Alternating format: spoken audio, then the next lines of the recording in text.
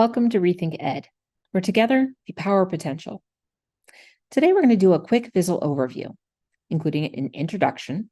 We're going to talk about content and curriculum, best practices and applications, progress monitoring and reporting, and end with a quick Vizzle demonstration. I always like to start with what makes Vizzle special. We always want our teachers, educators, and administrators to know that Vizzle is easy to use. With more than 55,000 activities in 3 lesson libraries, you can literally search, save, and assign content to students across the board. We have a robust authoring tool where you can edit and author anything, differentiated instructional materials, and customizable student profiles to make sure that your students are working as independently as possible when they're logged into Vizzle. Everything is aligned to state standards, and of course, we have wonderful automatic data collection and easy progress monitoring tools.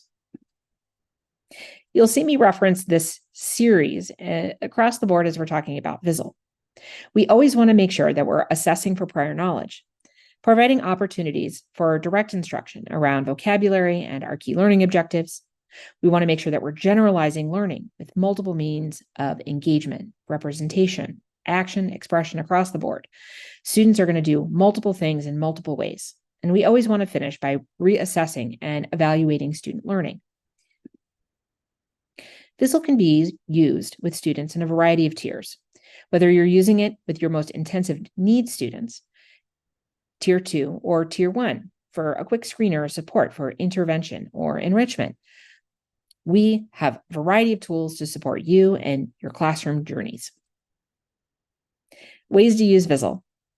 Vizzle can be used for group instruction, large group, small group, independent work, one-on-one teaching. The independent work piece is important because students have their own username and password. This means they can log in from any classroom. You can have multiple educators sharing a student and assigning content, and they can log in from any classroom, even at home, strengthening that homeschool connection. Assessment is also important, whether it's formative assessment and collecting data along the way, summative assessments at the end of a unit.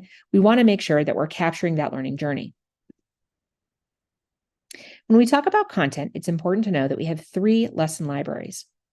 Our academic curriculum has K-12 grade level standards aligned content covering all 4 core subjects. We also have a skills suite. Our skills suite curriculum has grade banded life skills, social skills, and transition and vocational skills, making sure that we're looking at that whole student, that whole child, including supporting IEP goals and objectives. You can also use Vizzle Classic to provide additional practice and supplement those IEP goals and objectives along the way. Our academics and skill suites have some things in common. You'll always find a series of leveled activity sets using that string that we just showed in terms of assessment, instruction, generalization, and then post-assessment. You'll find unit guides that have key vocabulary, the standards, all of those elements to really help understand what is being covered in each topic in a unit. Our lesson plans give detailed instructions per topic, breaking things down with differentiated levels of learning, steps and sequences, and best practices. We want to make sure that we're providing those differentiated opportunities for students along the way. And of course, you have that standards alignment documentation within our unit guides and our lessons within Vizzle. All of our libraries include these key features. Everything when assigned to a student automatically tracks and reports on that student progress. Everything is printable, so not only can you do it interactively, but you can also print it out to have that tabletop experience and generalize the format. You can make a copy and edit, upload your own pictures or customize it for your individual students, create your own custom playlists. You can even personalize the students' individual profiles and logins with a variety of accessibility tools. We want our students to be as independent as possible when using our technology. When we talk about standards-aligned curriculum, these are the courses that we cover. Each grade level has resources for ELA, math, science, and social studies. And you'll see the series of sort of required content for high school as well. Everything is set up with those unit guides, lesson plans, and the leveled activities to provide access for students across the board. Our grade banded skills suite is meant to hit all of those life skills, social skills, and transition vocational skills as the students move out of high school. Everything is connected so the students continue to layer and develop skills all along the way. Vizzle Classic are standalone activities, so you can go in and search and find additional reinforcements, and supports. Create your own playlist, tag them to a IEP or just learning objective. It's that additional practice so that students are really truly showing lesson mastery. Well, how does it all work? When you go into Vizzle, educators have the opportunity to create student learning groups. You have your individual students, you have your caseload that you have access to. I love the opportunity to create these, customized groups. So you can see in my folder that I have an ELA 1, 2, 3. These are the different levels of instruction in Vizzle. I have the same thing for math. And then I have my students grouped based on the level of instruction that they need. This makes it easy for me to go in and assign topics in just a few clicks. When you search and save, everything is organized by unit, topic, and activity. We want to make sure that we're supporting the grade level content in a way that is meaningful for those students. So you can go up and down in terms of your search. By subject, by grade level, everything is connected. You're scheduling those activities quickly and easily, so your students can log in and work independently during that time to reinforce all of those core subjects and those specialty areas. Here's that list again. We have a set instructional cadence because we're thinking about that opportunity to instruct, generalize, and then reevaluate, continuing that progression. On the right-hand side, you see a sample. If I go into a topic like we have here for personal finance or budgeting, you can see that I have a pre-assessment. I'm introducing vocabulary and instructional text. And then I have a series of generalization activities. And here we have a sequencing activity, sorting, game, a post-assessment. There's even a unit summative assessment. In one click, this whole batch can be assigned to a student at different levels of learning. As you go through, you'll find all kinds of great resources so your students are learning, adapting, and really truly mastering the content. And I always like to circle back in terms of the assessment types. You've got those pre and post topic assessments, unit summative assessments. We even have observational assessments. It's just a quick sheet that you can print out so that you can capture classroom data, bringing all of those pieces into view when you're meeting with parents and working on those plans across the board. Whether it's for quarterly progress or an annual meeting, everything you need can be organized within our platform. When we talk about the content itself, I always like to have this quick reminder that you can save a copy and edit or alter anything. So if you do need a custom story to reinforce a fire drill or a specific activity that's happening, you have these tools at your fingertips. When you search and save those topics or create your own custom playlists, you can easily tag it with an instructional goal or objective. You can set mastery for criteria so that as the student masters content, you are going to get an alert so that you can move students forward and avoid stagnant learning. We don't want the students working on the same thing all year long. We want them to continue to evolve, learning across that journey from beginning to end of the school year. We also want to focus on that student independence. So I love to circle back and just talk about that student personalization. There's lots of different ways that Vizzle can look. So as we go through, it's important to know that it can be customized for age range, grade level, interests, etc.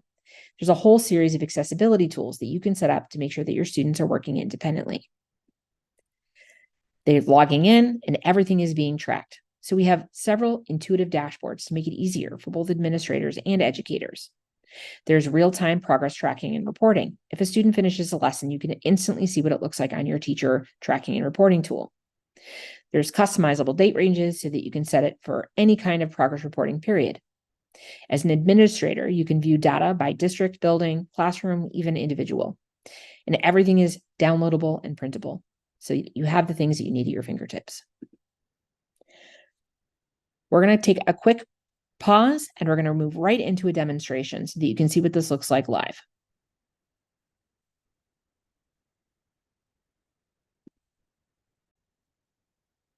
Mac, PC, laptop, desktop, iPad. There's a variety of different kinds of devices. Right now, I'm logged into Chrome. You can just enter your username and password, or Clever if you're a Clever user, and it's going to drop you right into Vizzle. We're going to start right off by looking at content, curriculum, the process just in terms of getting started. I want to point out that I'm on the Lessons tab in Vizzle. Everything is broken down into units, topics, and activities. We have a full curriculum that's organized so that it's easy to process throughout the school year. So you can see using the filters, I'm in the academic curriculum under math. You can use the toggles to search by subject. I'm going to click on math. I'm, let's say, a first grade teacher. I'm able to come in and organize the information and assign it based on what my students' needs are. So whether you're supporting a specific goal and you want to do a quick search to target a learning objective, or you want to use it for a curriculum, both of those things are available and easy to use.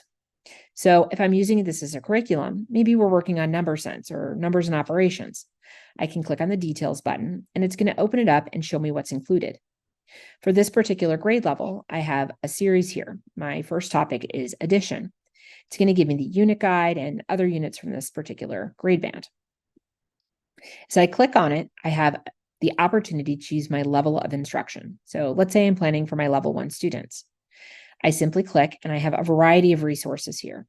I want to point out that I have a lesson plan, I have a unit guide, and I have that observational scoring sheet that I can print. I also have a whole series of extension activities for this particular topic.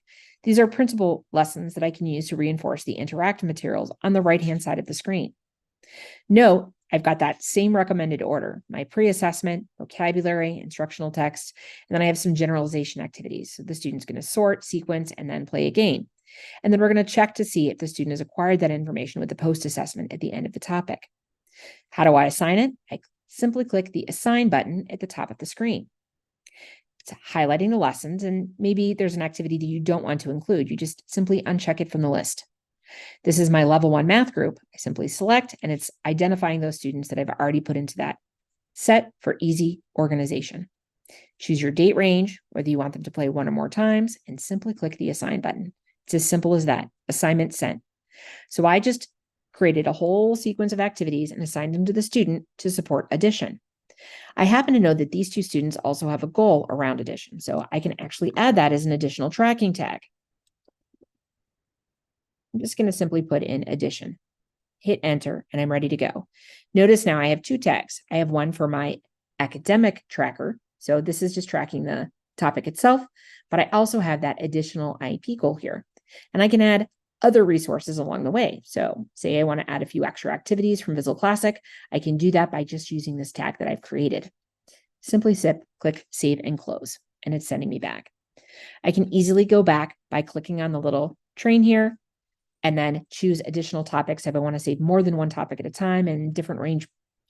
So I can easily plan for the month ahead, thinking about my students that need these different supports. What I also love is you can click and choose any other level. So for my level 2 students or my level 3 students, I can add and layer in different supports. This level 2 adds in an additional visual cue. So for my students in my level 2 group, I simply select, click Assign, and work through those same steps. Easy as that. Let's head back to the library and do another quick search. I want to point out that we also have our skill suite. When we look at our skill suite, I again prefer the unit view just to see what the overview of information is, and gives me that opportunity to search, save, and assign things. You can uncheck and check. Our skill suite is organized by grade band. So K2, 3, 5, 6, 8, 9, 12. It's just going to pull in the appropriate standard per grade level as you make that selection.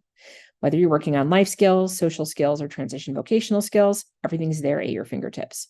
So let's say for this particular set, I'm working with a group of 5th graders. I have a 3rd to 5th grade classroom. I can come in, click on the details button, and everything is organized the same way. So here we're working on a topic for feelings. I can open it up, choose my level of instruction, and all of those resources are here, including some extension activities, giving me my standards. Everything is all set for me to search, save, and assign. Click the Assign button, choose my level of student. Remembering this is my L2, I'm going to save this to my L2 reading group. Again, just in terms of access, my date range, and whether I want them to play one or more times. And I can just click the Assign button, choosing whether you want to add any additional tags. I'm going to go ahead and close this out, and I'm back to the library. Search, save, and assign. That's all there is to it. Last but not least, I think it's important to see what it looks like from the lesson side of things, from the student lesson side. So right now I'm navigating things as a teacher, but as a student, they have their own username and password. They simply click on the Sign In button to get started.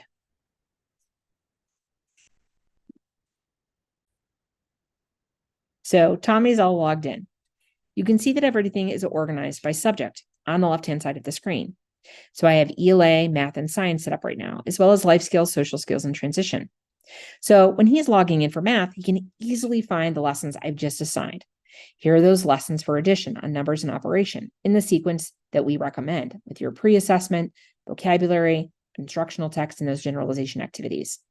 All Tommy needs to do is simply click on the box. It's going to open up the lesson, and he's able to access the content that has been assigned.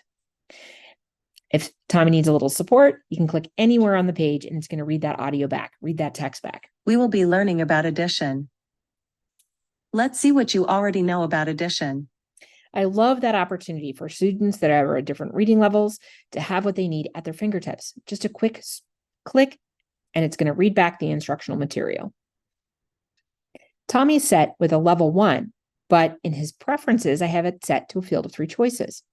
It's giving the question, and then he can simply drag and drop. So compare these numbers.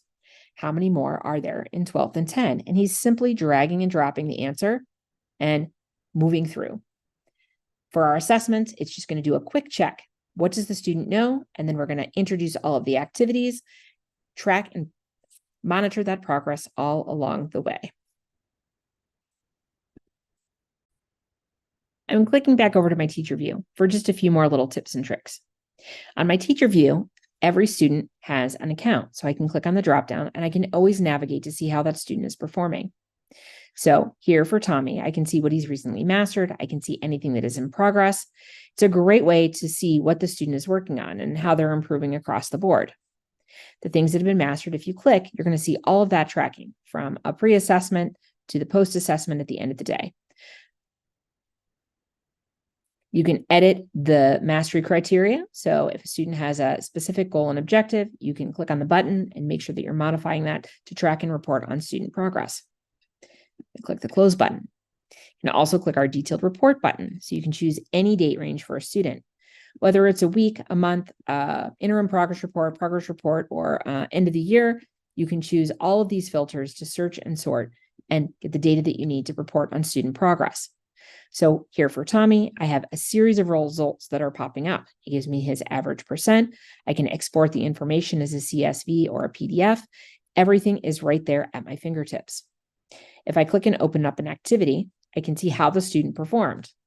On this particular assessment, I'm able to go to the one that he got incorrect so that I can provide a little bit of additional resource and information, provide that intervention that he might need as we're working through. So the end of the series of lessons and activities that he's working on, I can always check that post-assessment and see if that skill has been gained. I'm going to go ahead and click on the exit button. There's a space for notes. So if you observe any changes or want to provide information about any kind of learning opportunity, you have that here on the right-hand side of the screen. So the students can log in with their own username and password. You can run activities from the student's activity button within the teacher platform. So if you're sitting and working with a student, it's right there at your fingertips. I want to point out that the whole goal here is just to search, save, and assign, supporting the academic standards, supporting any goals and objectives that you're providing support around. We want to make it easy. We want to make it intuitive, and we want to give you the data that you need to show how the student is making progress within the classroom, all within a few clicks within the screen. We're looking forward to working with you and the opportunity to Vizzle. Have a great day, and we look forward to seeing you soon.